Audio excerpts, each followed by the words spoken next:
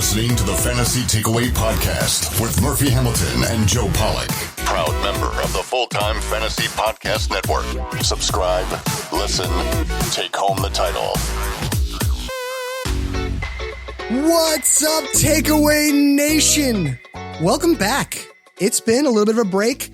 Joe, Jeff, how y'all doing? We done with the 2019 angst, all those sadness from the season? Sadness? I won multiple championships. I paid for all my league dues and then a ton. Okay, maybe it's just me. All right, okay? Stop attacking me. We've only been back for, 53 seconds? Less. Stop. I think you're being a little sensitive here.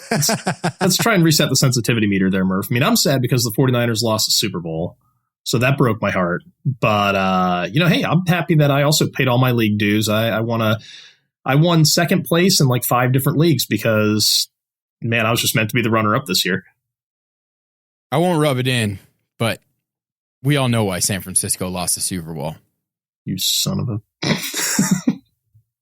Why, Joe? I don't know. Why did they? Same reason I've been saying they were going to lose at some point all year. Jimmy G. At least we got there. At least we got there. For it's sure. True. It was a great season. You got to be happy with Kyle Shanahan for sure. Pretty thrilled with him. I mean, all in all, pretty stoked to have him as the coach. Sad to lose Joe Woods, but everyone else is back, man. We've got a great staff. Everybody's coming back. A couple guys we got to figure out how to re-sign, but I'm thrilled about the direction. So you're not part of that group of 49ers fans and just general NFL fans after the Super Bowl that started blasting Kyle Shanahan? You were content? No, I mean, here's the thing. Pat Mahomes is like otherworldly. And Andy Reid, I mean, if we were going to lose to anybody, like, I'm so happy to see Andy Reid win one because he seems like one of the legit good guys. But, man, I mean, I'm just sad it came at our expense. It's, we'll be back. We're young enough. We've got a good coaching staff, good everything. I feel like we're good at a lot of things. We're going to be fine. I just hate this narrative that they should have ran the ball some more because there was a lot of running success in the first half. I get it, but it dried up.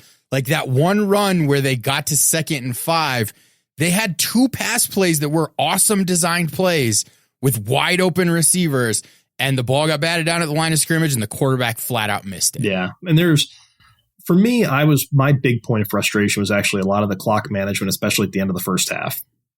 I was fuming. That was the biggest mistake of the game, was not calling a timeout and getting some points on the right. And then you immediately chase that with the George Kittle, OPI, and that probably could have gone either way. You see that play happen 7 or 8 times in any given game. But, it was called. We didn't get there. We didn't get any points there, and that definitely came back to haunt us. All right, guys. Well, we got a fun show ahead of us. We're going to talk coaches. This is our Coaching Carousel episode, a mainstay on the Fantasy Takeaway. And we're going to dive into all the new head coaches and offensive coordinators coming into the NFL, into their new teams. Y'all ready to do this? Yeah, man.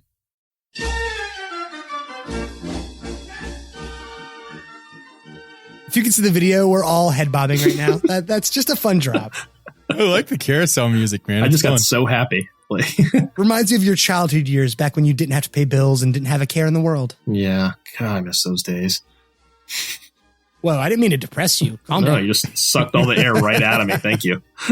Oh, man. Well, speaking of sucking all the air right out of you, let's talk about the Browns first. Y'all ready for that? Yes. With that kind of intro, how can we not be?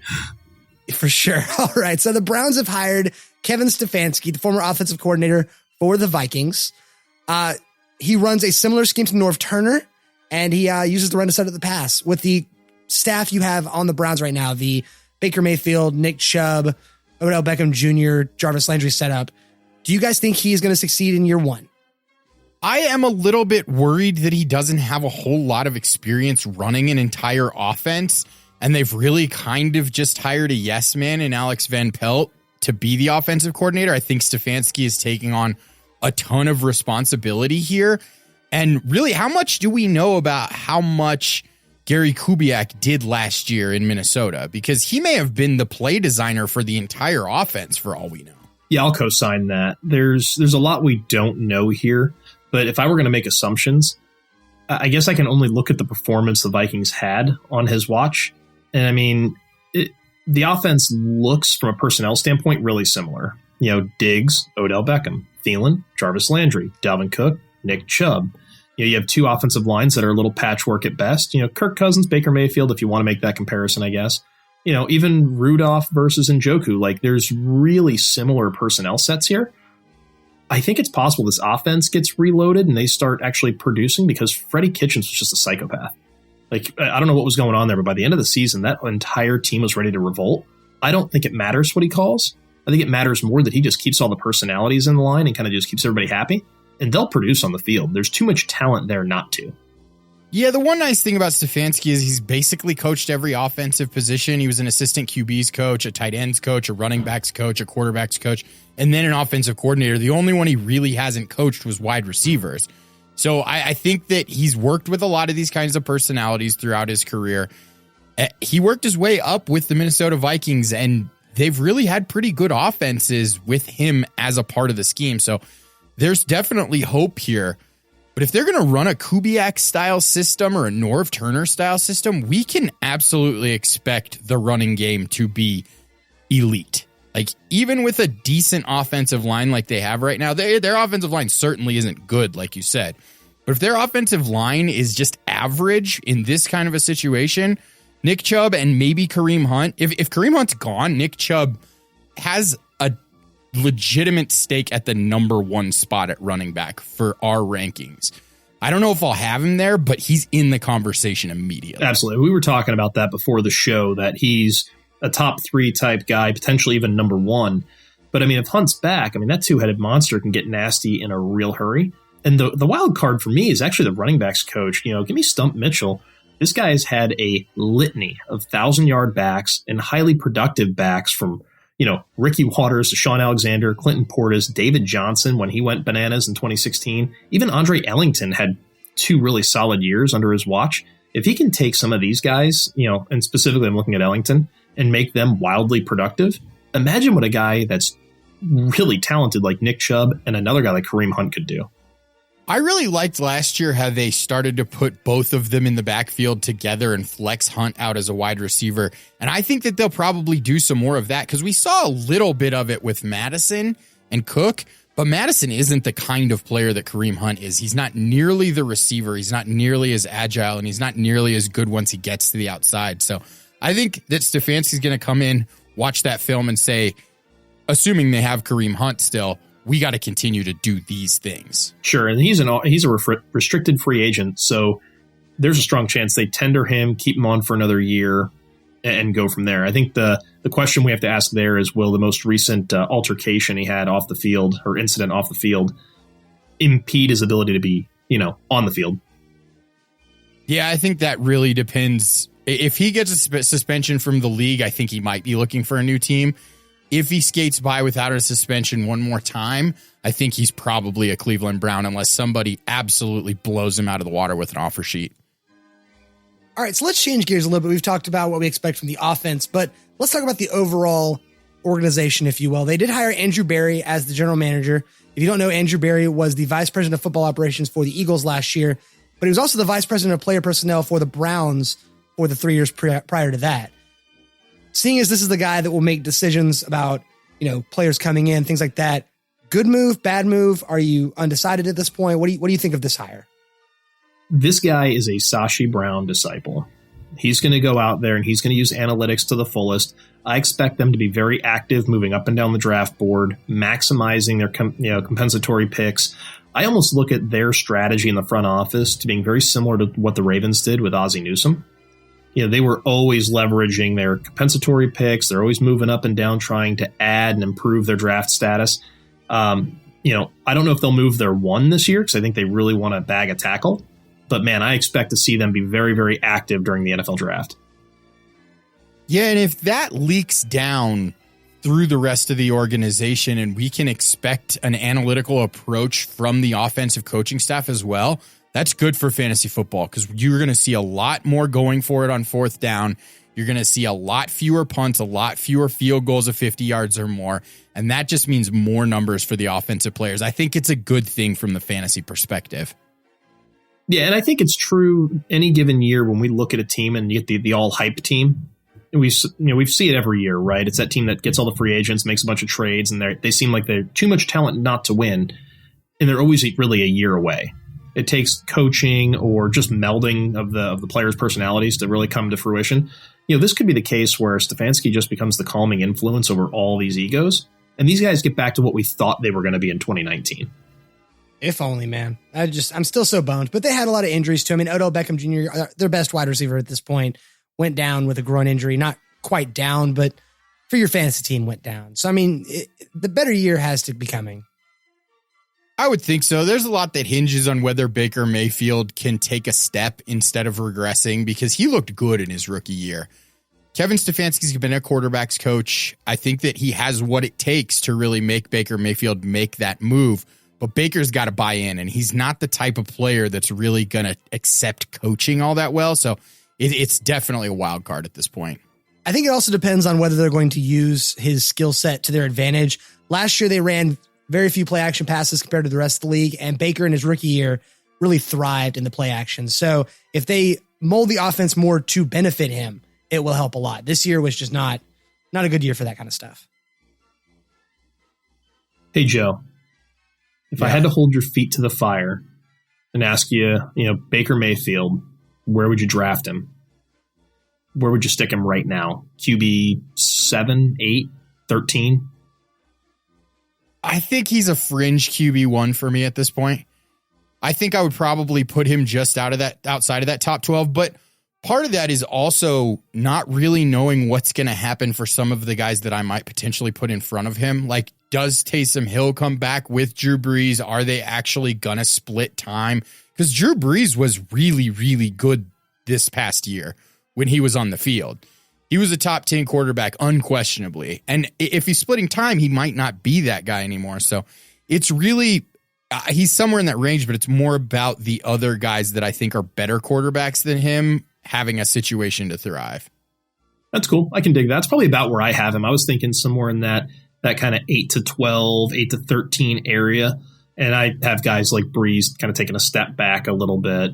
But, and again, I haven't done projections yet. I'm just kind of speculating, kind of eyeballing it at this point in the, what is it, February 17th? It's a little early, but I think we're on the same train of thought here. I have way too early rankings. He's 14 right now in my way too early rankings. All right, I think that about sums up the Browns. Let's move on to our next team, the Panthers. Matt Rule, the former Baylor head coach, is now the head coach of the Panthers. We don't know a lot about this. Like, that's the biggest problem here, is that we have absolutely no idea what's going to come from this.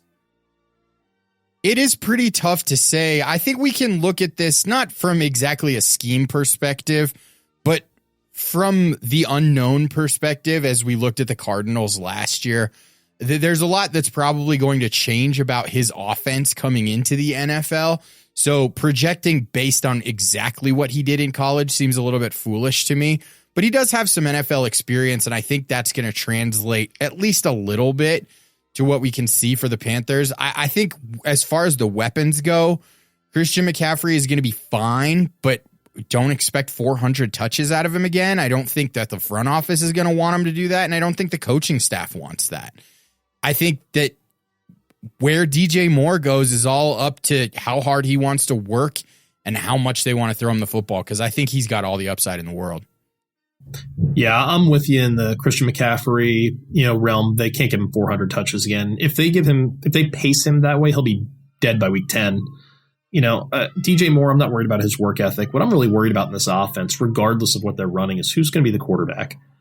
Cam Newton hasn't convinced me in his last 2 seasons that he's still the guy that won the MVP award in 2015, or even really 85% of that guy.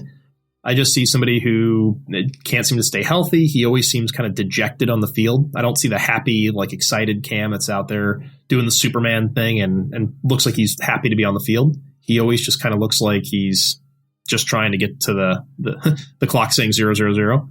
But I look at Rule as a coach. He brings in Joe Brady. It's going to be a college style. There's probably going to be a lot of motion. They ran some pistol formation at Baylor. Well, it's mostly gun at LSU. So I really wonder, is this going to be more Brady influenced or more Rule influenced? And so I've been watching a lot of LSU tape, and I'm expecting to see the ball spread around, quick looks, first read, get the ball out, shotgun with 1 step, fire. It's going to be interesting to see what comes, but I think DJ Moore is a real buy for me right now. Yeah, I like DJ Moore. And I think if Cam is their quarterback, we might see him as that happy Cam that actually succeeds, at least on and off throughout the season, because he really likes running those college style plays, because it gives him the opportunity to kind of play off script, run the football if things are breaking down, because that's basically what those college schemes are built around, is hit your first read. If it's not there, either run or hit your second read. Like, it's right there all in front of you. Let's just hope they have a conversation with him start of the season. Like, Cam, you can run, but just don't run right into the defensive line. Save your body. For the love of God, save your body. Well, he's on the last year of his contract. They might not care about that. Fair enough. Yeah. Ironically enough, it did not take, I mean, before the Super Bowl even happened, I was already seeing Panthers fans tweeting and posting in various Facebook groups that this year the Panthers are going to tank. They're going to get Trevor Lawrence first in the draft. He's going to stay in Carolina. Storybook. That's the most sad thing I've ever seen. Y'all need to stop hoping your team tanks before the offseason even starts. That's foolish. You got to remember, no one's ever tanking. As much as we like to talk about, the Dolphins are tanking, this team's tanking. Look, the front office might clear players and get draft picks and all that, but the guys on the field are still playing for their livelihood, their next contract, their bonuses, and all of that. No one's ever tanking. And Carolina fans who want their team to tank, that's ridiculous. It's like, look, the odds of you doing so poorly that you're going to go get Trevor Lawrence, considering the talent already on your roster, is super slim. You would really need just a litany of bad things to happen to your team. So pump the brakes. Let's go find your quarterback right now and keep it moving. Plus, there's absolutely no reason to tank. I mean, look at the Dolphins right now. The tank for Tua thing was real, and at this point, they still have a legitimate shot at him. Yeah. I mean, people are projecting him to go at, number 5 to the Dolphins? What happens if Trevor Lawrence, blows out his knee next year? Or breaks his hip. Like, what happens if he's not number 1 next year, or if he can't play, or if he just decides to go back to school? Yeah, you never want to rely on a college season to happen how you think it's going to happen, because it almost never does. Right. And I think we're all in agreement that Trevor Lawrence is one of the most impressive quarterback prospects we've seen in the last, 2 decades? Sure. Is that probably fair? He's probably still Peyton or Andrew kind of Luck. raw, though. We saw a little bit of that in the national championship game. I mean, it was a really bad example of the way that he plays football, but he's still got some holes, and if you can exploit them, he's going to struggle. Right. And we don't want to get too deep down that rabbit hole, but my thought is the Panthers are going to get a quarterback this year. I think Cam's a dead man walking. It just makes too much sense for them to clear his $20 million cap hit, blow him out. Kuechly's already off the books because of his retirement. Greg Olson's off the books. You cut him and cleared his money. The Panthers can go out and make some moves. I wouldn't be shocked if they went and grabbed a bridge guy like maybe an Andy Dalton for a year and stuck him in there. And then if they can't grab a guy at their draft slot, then, maybe they go and make a trade. Maybe they go try to grab a Rosen and stick him behind Andy Dalton for 2 years. How much cheaper do you really think Andy Dalton would be than Cam Newton's current salary of, 21 this year? Well, given the Bengals would end up getting stuck with a bunch of the dead money, which is a lot of the guaranteed funds, I'm not sure how the contract breaks out, but I'd have to believe it's less than that $20 million number. And they're picking at 7. So if Carolina's sitting there at 7, maybe it's, Justin Herbert. Yeah, I mean, if you've got a bridge quarterback, I'm totally for the Panthers grabbing someone like Justin Herbert, because he's certainly not ready. He's too inconsistent to come in and play on day one, but he's definitely got the potential to be an NFL quarterback. Yeah, I don't know. And again, I'm not a big Herbert fan personally, but I look at it and I say he's a guy they could take. I don't know if I love it, but it wouldn't shock me from a strategy standpoint if that's what they did. I mean, they got to do something. I just don't see Cam being the guy, but hell, what do I know? I'm not in their front office. I'm not in those meetings. There is no dead money left on Andy Dalton's contract. They could cut him outright and it would cost them nothing at all. And he's slated to make $17.7 million. So if you cut Cam Newton and made a trade for him, basically all you're giving up is the trade. You're having to pay his entire salary, and then you're saving like $2 million because Cam has a tiny bit of dead cap still. Right. Yeah, well, I guess there's that. I mean, maybe that's not the best move, and that was obviously off the fly. But if they really want to just start over with somebody, that could be the case. I mean, I think we all can agree that Cam Newton's not what he was. And how much worse is Andy Dalton, or I'm trying to think of some of the other quarterbacks that are available, because Dak's going back to Dallas. But Carolina, new ownership, new coach, your other key veteran leaders are gone. Seems like the right time to clear him out and just kind of wipe the whole slate clean. Sounds like there's a world where Alex Smith might play football again, too. I would love to see that. And I'd love to see him come back and play well. That, albatross of a contract he's got right now with the Redskins could make that problematic. All right, let's move on to our next team. That's the Cowboys. They have hired Mike McCarthy as head coach. They have Kellen Moore returning as offensive coordinator. Now, guys, I don't know if you heard about the rumor, but when Mike McCarthy was signed, he had to, fight Jerry Jones over his contract because Jerry Jones initially had said that he had to dye his hair red and go to clapping classes. Do you guys think that was a good move for Mike McCarthy? Shut up. I'm just saying the Cowboys stadium will be a lot quieter. Look. No more. Here's the thing, man. Jerry likes familiarity, okay? So just because Jason's gone doesn't mean he wants to lose the key attributes, It's his favorite little redheaded clapper. All right, jokes aside, though, Mike McCarthy, well-seasoned head coach, has had a lot of success. A lot of people are going to look back at his last few years with the Packers and just kind of downplay him a little bit, but that was a lot of heat between him and Aaron Rodgers. Coming into a new situation, young quarterback, less of a chip on his shoulder, good offensive line, good running back, good offensive coordinator. Do y'all think he changes the offense, or is he more just the calming influence to run the team? If you take a year off from your job when there's interest in hiring you to go study film of innovative offenses for an entire year, you're going to make some changes to the offense. I think Kellen Moore is a great offensive mind. I think he's a great play designer.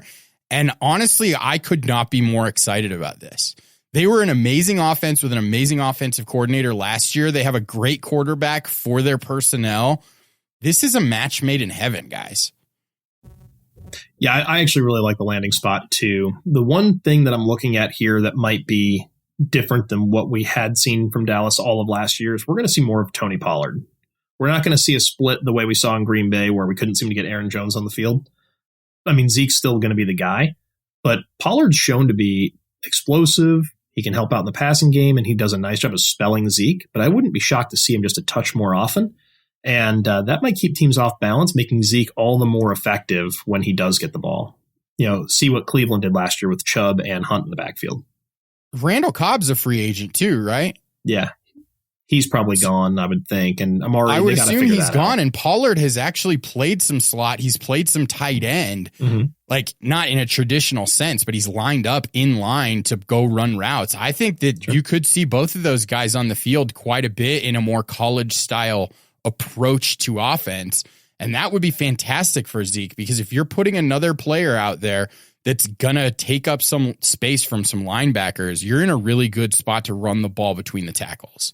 Right. And he ends up being in that conversation where we talked about the top three running backs and we didn't even think about Zeke. It's like, the top four suddenly looks pretty nasty if that's the case. Yeah, running back looks good for next year as it sits right now. I don't think I was worried. I tried to sell Zeke in Dynasty for, a haul after this season, not knowing who the coach would be, but I didn't get enough. And I'm not upset that I didn't get rid of him, because people talk about how McCarthy ruins running backs, but I really think that he had Aaron Rodgers. Why would you run the ball a ton? Dak needs you to run the ball some. Right. Well, and moreover, Aaron Rodgers, what people don't seem to realize is that McCarthy might send in a run play. Rodgers will audible to a pass. Yeah, almost every constantly. time. Yeah, it's like playing Madden. It's ridiculous.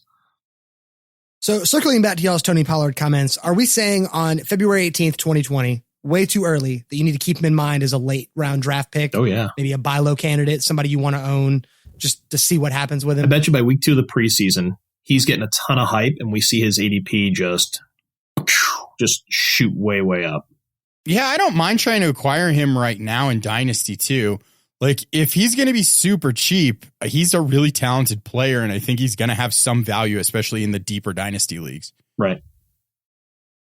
But we can cover because no Amari, no Cobb, no Witten. Gallup's all that's left. I mean, they got to bring back Amari, or they got to go deep into wide receiver and free agency in the draft. Okay. All right, so let's shift. All right, so let's shift off the running game a little bit. Let's talk about the wide receivers on the Cowboys. Amari Cooper is still in question. We don't know if he's coming back. Y'all just mentioned Randall Cobb probably isn't coming back. Who's going to catch passes for the Cowboys next year? I'm available. Your guess is as good as mine, man. No, I think Gallup is a solid receiver. He needs to work on his hands. I'd put him in front of a jugs machine every single day this offseason and really get him some strength at the point of the catch. I don't really see him as a number one, even if they run a more college-style offense. But I do think that he could be a solid number two. I think they're going to do everything they can to bring Amari Cooper back. People talk about how they've really made a decision between Dak or Cooper, but really they've made a decision between Dak and Cooper, Dak or Cooper, and either of those guys in a defense, because they can keep their core players on defense. They've got Jalen Smith locked up. But beyond that, you're really going to run into some trouble defensively if you keep those two guys. But cap-wise, you can certainly keep Amari Cooper and Dak Prescott. Yeah, I mean, I think you have to keep Amari, and if you're not, you're going to have to go deep at wide receiver during the draft, free agency. You're going to have to trade for somebody. You'll have to use every talent acquisition avenue available. I mean, if Amari's not back, it wouldn't shock me in the slightest to see like T. Higgins go to Dallas at, I believe they're at 20, if I'm not mistaken. You know, that's a big-bodied receiver that, you know, can kind of play that opposite of Gallup role. You know, or even maybe just take a speedster, get Henry Ruggs and let him just take the top off and let Gallup run around underneath. There. He's going to be gone before that. You think Ruggs is gone there? Let's see. Well, where do they actually pick? Oh, yeah. Is it 20 or is that? No, it's the Jaguars are at 20. Where's Dallas? Dallas is at 17. Yeah, he might be there. I think that if Henry Ruggs is there, Denver's taking him. Okay. There's a lot of rumbling about that. And he fits. If you have Henry Ruggs on one side and Cortland Sutton on the other side, like you're set for a lot of years. Yeah. What about CeeDee Lamb? I mean, is he gone to the Raiders? Like, what are we thinking for him? Yeah, somewhere in that range. Okay.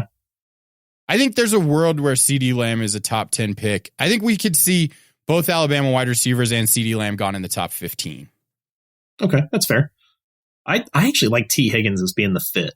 I don't know. I just have this, you know, I watch him, you know, I've been watching him play because I keep watching Clemson, LSU, and some of these schools. And I keep looking up and I always make kind of a check mark for a guy when I see the best player on the field on a given play. And I just keep seeing Higgins making a play. And I'm like, man, like he's not even being talked about as a top receiver. After the combine, obviously, some things will start to shake out when we get the interviews, the medicals, and we start seeing more of that. But T. Higgins might be that guy that goes opposite if they don't have any receivers on the roster. The A.J. Brown of 2020, if you will. Could be. Yeah. I mean, I haven't I haven't plotted his, like I haven't gone through and charted his routes out, but he looks pretty damn good so far. Yeah, that wasn't making a player comparison. Yeah, like Joe, I don't like player comparisons, but I was more like, you know, the breakout rookie kind of player, the guy that you don't think is going to be that great year one that goes a little later in the draft and then shocks everybody, which is A.J. Brown this year. Sure, absolutely. This show is definitely supposed to be about coaching, but I think it's very hard to project how this passing game is going to look until we know where Amari Cooper is, because he's been very, very important to this offense. Even when he's not producing for fantasy, the rest of the offense has been better with him in it by a pretty substantial margin. So I think they're set up for success as far as coaching goes, but we need to see playmakers in this offense, whether it's Amari Cooper or somebody else. And the free agency market is barren. Right. So Amari's gone, hypothetically. Is Dak still a QB1? I mean, I don't know how you can take him out because he didn't have Amari Cooper before, and he was still a QB1 basically his entire career. He gets the rushing touchdowns. He has some rushing upside. He's not Kyler Murray by any means. He's not even close to Lamar Jackson, but he's a guy that you can expect to be in that top 10 to 12, whether he's got the weapons or not. Okay. All right, let's move on. We're staying in the same division. The Redskins are next. They hired Ron Rivera as their head coach.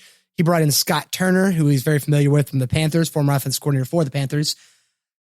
Guys, just like with Matt Rule and the Panthers, it feels like we don't know a lot. And it's really not because of Ron Rivera or Scott Turner. It's because the personnel on the team just feels so confusing. We don't really know if Darius Guice can stay healthy for a whole nother year. Dwayne Haskins is still a big question mark. You know, you got Adrian Peterson coming back as a fossil.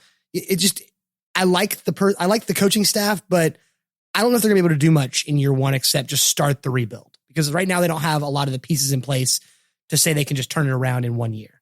Y'all agree with that assessment or? Yeah, I think we're in the beginning of a long process here, and it starts at the top at that organization. Like they really don't know what they're doing and haven't for years and years. But I do think that they brought in the right people to try and make a recovery here.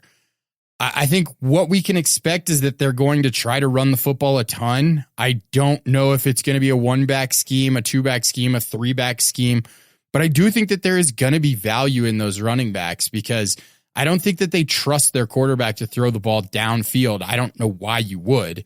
So I think we're going to see a lot of ways to get wide receivers open in the short field and a ton of running. So I think Bryce Love is a guy that you can really go back and look at from last year's draft, that we're essentially looking at a rookie here. And before he was injured, he was talked about as one of the top running backs in the draft. I think he might be the most talented running back on that team. I've never been the biggest Darius Geis fan. If there's a guy that's getting 200 carries and he's going to be an absolute steal this year for fantasy. Yeah, I like Geis quite a bit when he's healthy, but he hasn't been healthy. And the repeated knee injuries, man, I don't know if I can get behind it. I'm just not willing to roster him, I don't think, in 2020. Like, I don't know what it's going to take for me to put him on one of my teams. But Bryce 14th round. Yeah, it's got to be super late. And I'm not counting on him as a top 3 guy either. He's going to be my RB4, or something like that. But Bryce Love is a guy that I'd much rather take a flyer on late in a draft, because if I can just stash him and sit on him, there's a chance that if Geis plays, that he goes out again, and we see some Bryce Love. I mean, look what, Scott Turner and his dad Norv did with Christian McCaffrey.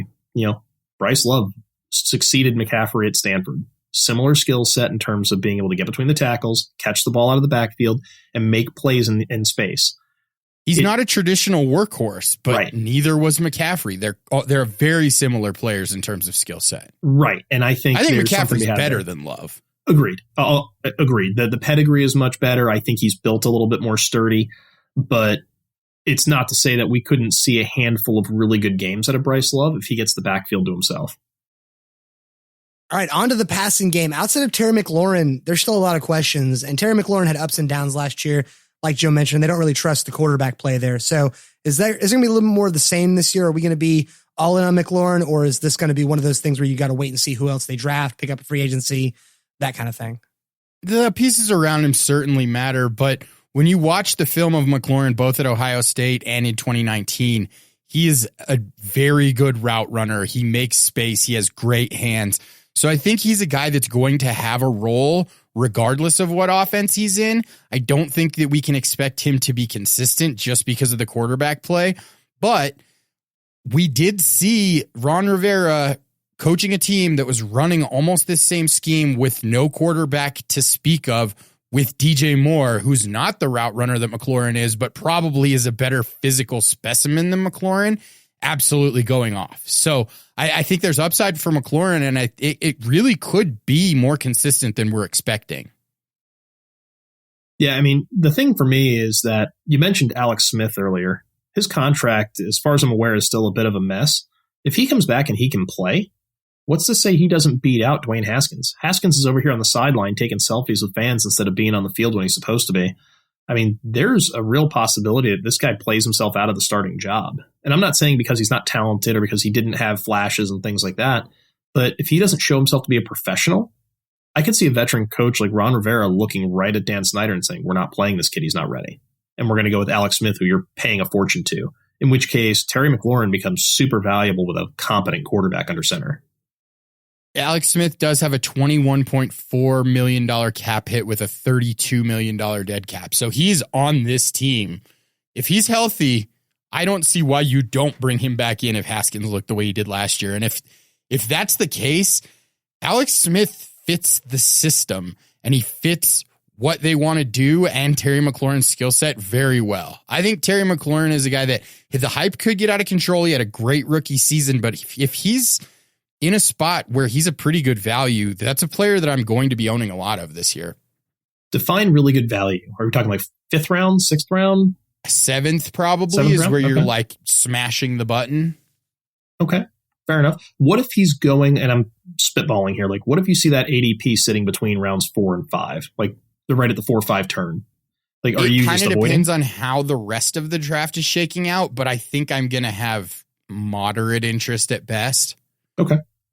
I can dig that. I always like to kind of see what that means, and I think the listeners might value that when start making those little mental notes pre-draft here. Is we've got a few months left till draft time, but it's always good to have kind of a thought of where these guys should be. All right, and our last head coaching hire for this show, the Giants with Joe Judge. They also brought in Jason Garrett as offensive coordinator. I have a note here. He's the Clapping Hall of Fame inductee of 2020. Very prestigious honor. Okay, so my bad jokes aside, Joe Judge, this is the most questionable hire of this year, in my opinion. We don't really have a lot of knowledge about how he's going to be as a head coach. He was a special teams coordinator last year for the Patriots.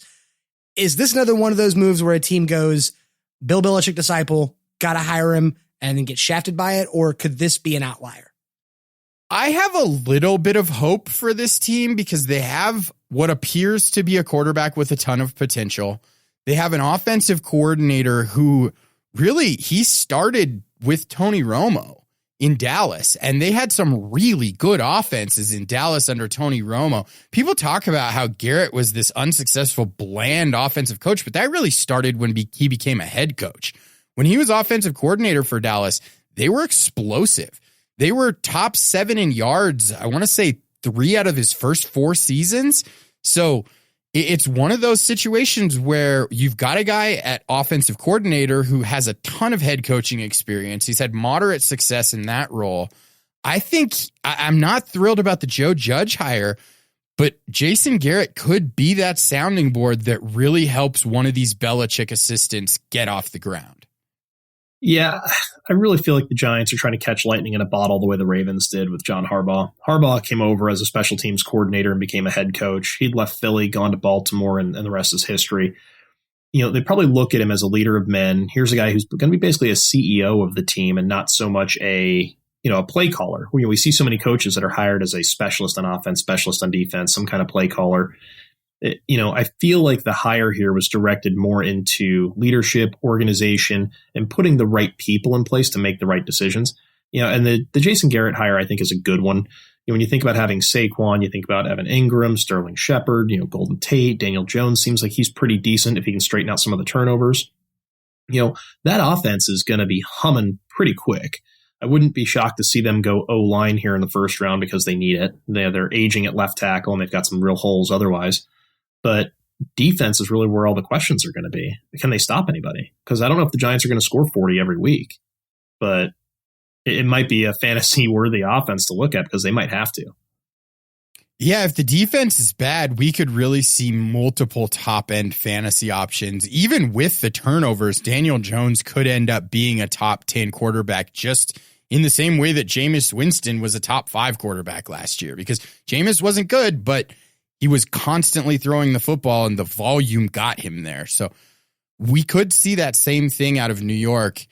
I look at Saquon Barkley and I can't help but think he's Ezekiel Elliott with more talent, like situation wise. Like the offensive line maybe isn't quite as good, but it might be by the time we get to the season because they've really been declining in Dallas. I think that there's a world where I'm going to have Saquon Barkley as my number 1. In my early rankings, my way too early rankings, Saquon Barkley is my number 1 running back again this year. The situation just looks too good. Yeah, and I mean, last year he may have been disappointing, but he was also hurt. Like ankle injuries are so tough and they're unpredictable. So look at how he finished the season. Right. And he was fantastic. Exactly. But that's what we expect from Saquon. He should be just an animal all the time. And if the Giants go out here and they get a guy like Tristan Wirfs or something like that, where they can plop in a road grader, it's only going to help him between the tackles. Joe Judge, the hire, I kind of give it a meh. Like, I don't know what to expect because no one knows who this guy is.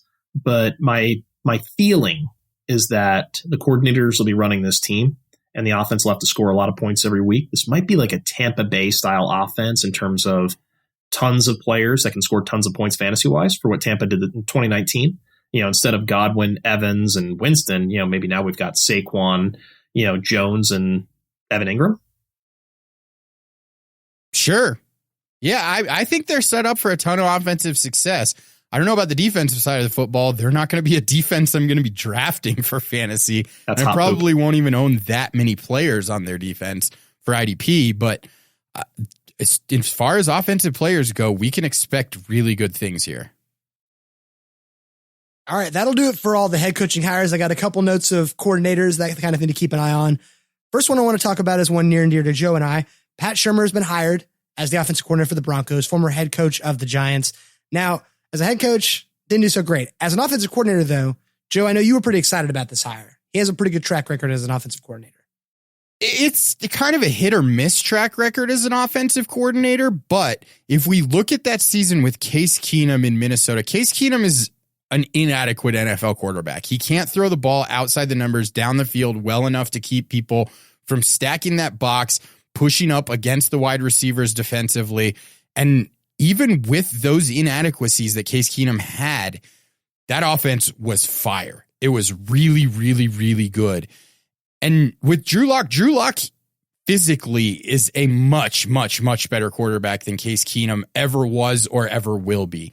So there's reason to be pretty excited. I think Cortland Sutton owners can have a ton of excitement. I'll probably have Cortland Sutton somewhere in that wide receiver 1 fringe range coming into this next season. I don't know what to think of the backfield. There's a lot of chatter in Denver that they're really looking to add a running back. And at that point, we could be looking at a full-blown committee here. But I think Shurmur, as an offensive mind, can do nothing but good things here. Yeah, I think it's actually going to be a great thing for Locke. If he can kind of, just really dial in and listen to everything Shurmur's got going on, I think he can really learn how to read defenses better. And he had flashes. Like, he looked really good at a couple of different points last year. But the guys that I'm really expecting to pop that I'm excited about is actually Noah Fant. I mean, I'm really thrilled about what he can do because Shurmur's got a history with tight ends. He's helped them put up big numbers everywhere he's ever been. And so I look at that and I see a guy that splits out into the slot. I see a guy that's an inline tight end. He can do it all. And he becomes a great safety blanket when Cortland Sutton's getting doubled, when you can't run the ball. And if you guys don't get that top popper, he becomes the de facto number 2 receiver. Yep. I do think the Broncos will add someone at the wide receiver position that can stretch the field, but that very well could help Fant. He could be in more space over the middle of the field. If they had a running back, he could still be in more space over the middle of the field. Pat Shurmur, he's been up and down, like I said, as an offensive mind, but the ups have been really good. And if you're looking at 2012, 2013, he was the OC in Philly. They were top offenses. So it wasn't just a one-off situation looking at Minnesota in 2017. He just wasn't ready to be a head coach. Yeah, I mean, I can go with that. And I didn't really like the fit with the Giants when they took him. And then when you couple a guy who's had a checkered head coaching past already, and you couple him with Daniel Jones, who really wasn't ready to be a 1, and an aging Eli Manning, they really left him in a bad position. Gettleman did him dirty. All right, so next up, the Dolphins have hired Chan Gailey at offensive coordinator. Now, the Dolphins were kind of a train wreck last year. There was a lot of good things to enjoy as far as the wide receivers fantasy. Parker kind of exploded. You had Preston Williams before he went down having a great season. But Chan Gailey kind of gives me some pause here. From the history I've looked up, he's not been a great offensive coordinator. He had one good year with the Jets where they finished, 10 to 13th in the league in offense. And then the next 2 years, they plummeted, finishing near the bottom of the league in his last year. With the Dolphins the first time, nothing that great. As a head coach for the Cowboys, he basically had the end of the dynasty Barry Switzer team. And he, made the playoffs with each one of them. But again, a team that was pre-built for him. Going into a situation where the team is in a full rebuild, do you guys want to own any part of this offense outside of maybe the wide receivers just for garbage time? It all depends on that offensive line, man. We need to know who's going to play quarterback. We need to know if they have a workable NFL offensive line because they certainly didn't have one last year. And they don't even have a running back on the roster right now that I think is an NFL viable running back. So it's really not so much about the coordination that I'm worried about. I'm worried about them even having the players on the field to put together a cohesive unit that can score fantasy points at any position. I do love Preston Williams. I think there's potential with Devontae Parker, but I'm not buying into the hype if he gets up into those first 5 rounds, which I think he will. I think this is probably an avoid outside of Preston Williams for me. Yeah, the only guy I think I'm looking at here is actually Gesicki. I think he's finally getting ready to kind of emerge and become a guy. And I don't know that his production is really predicated on who's playing quarterback or what the wide receivers or running backs or O-line are doing, he might be the one guy in the offense because he's big enough, he's fast enough, he can do enough things where if they just get him the rock, he can make some good things happen. He's still learning how to run NFL routes, but Chan Gailey, I'd have to go back and review what he's done with tight ends, but I'm otherwise staying away from this offense. I don't love pretty much any of it, but Gesicki is intriguing to me, and I'm happy to add him as a tight end 2, low-end tight end 1 on any roster I have. In terms of yards, Chan Gailey, just passing yards, has only been in the top 10 twice between offensive coordinator and head coaching jobs that he's had in 14 years. So I think we can, I can get behind Gesicki. I think that there's a world where he gets too expensive, but it's kind of just an avoid across the board unless I can get these guys at a value. Yeah, I'm assuming right now that Gesicki's kind of cheap when I think about the way the tight end landscape has changed since last year.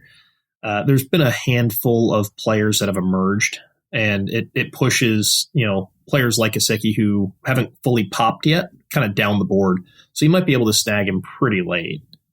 Sure. I'm definitely not taking him as a top 8 tight end. No, he's got to be, I'm thinking 12 to 16.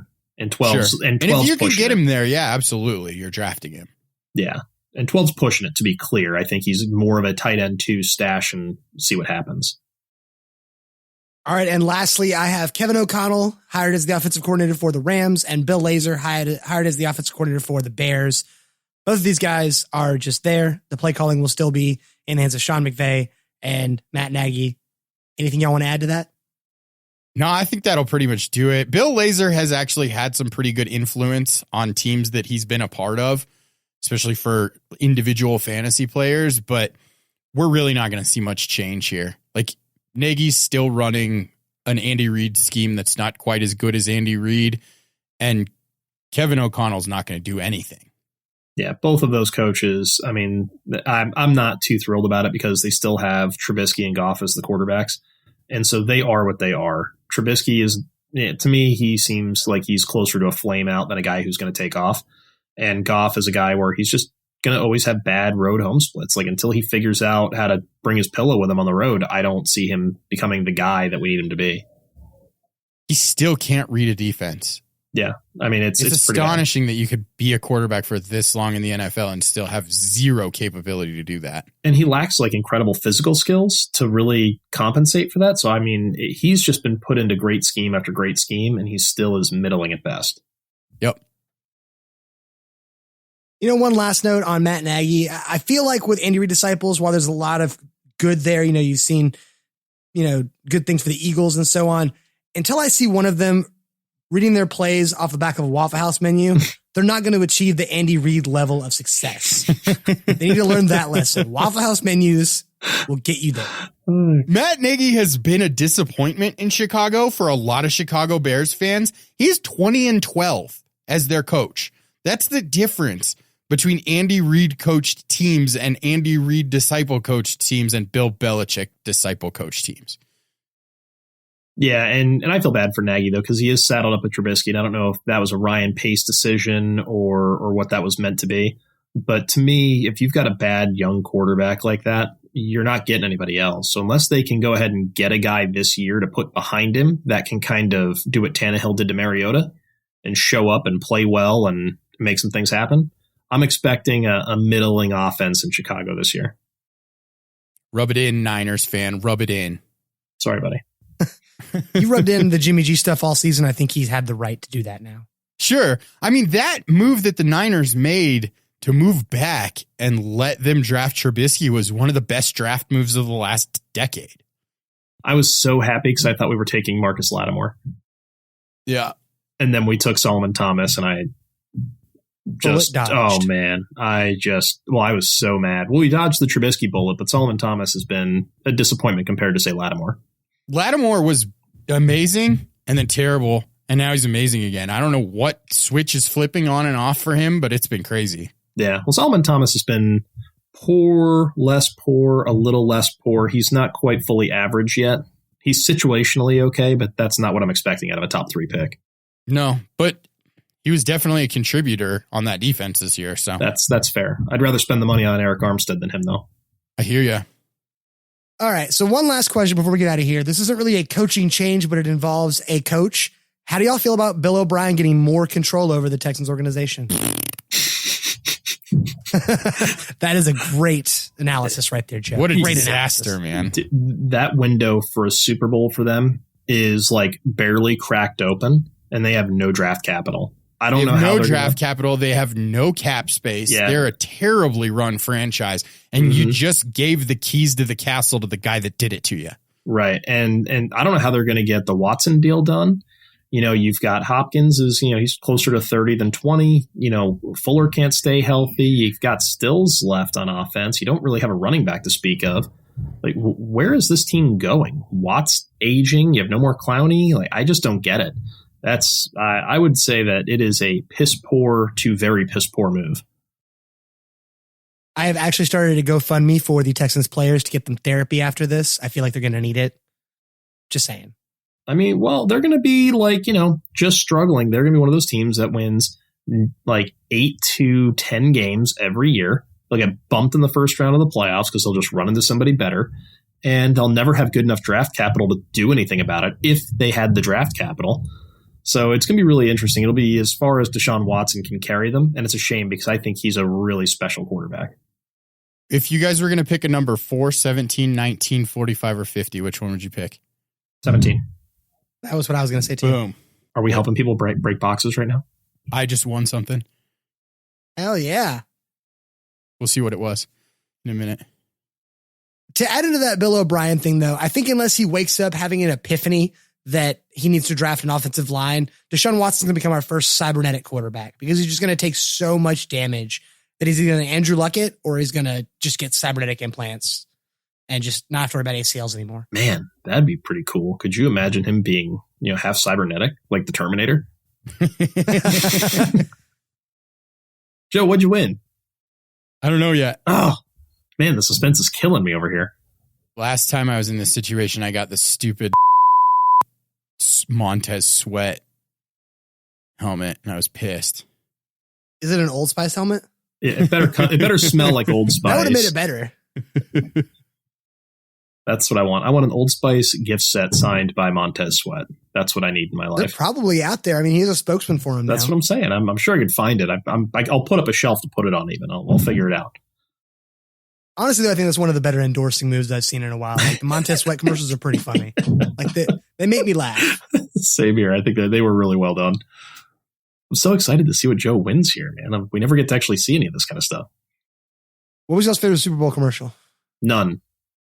No, what? I didn't have any that I particularly cared for. It's a Broncos helmet. It was the mystery box. Nice. What helmet was it? I don't know yet. Oh. It's coming. Carl Mecklenburg. Which would be friggin' awesome. The most badass thing ever. It's not Carl Mecklenburg, though. Oh. It's my third Cortland Sutton. You got to start selling those things off, man. I have Trade 3 them. Cortland Sutton helmets now. You can just send that one to me, man. I'm good with it. You can. Well, congratulations, Joe. I'm glad we could help you get your third Cortland Sutton helmet. Thanks. Got it. Would you have still won if we picked a different number or? Yeah, I won no matter what. And I got a Broncos helmet out of the deal now, too, so I can go trade one. I have that exact helmet already, but. Poor guy. Fair enough. First world problems. All right, guys, that'll do it for this Coaching Carousel episode. I'm so glad we're back. It's been a long break, and I'm so happy to be doing these podcasts again. I missed you guys. Me too. It's good to see you guys. I know. We didn't even talk for the last 2 months. I've been like, Joe who? Jeff who? I've had a ton of work to do, man. It's been crazy. All right, guys, we'll be back in about 2 weeks for our combine reactions, surprises, and just general takeaways. So until then, for Joe at Human Stat Sheet on Twitter, for Jeff at NFL_DiMatteo, and of course myself at Murph50, we'll see you later. Bye, guys. Later. Hopping off the carousel now.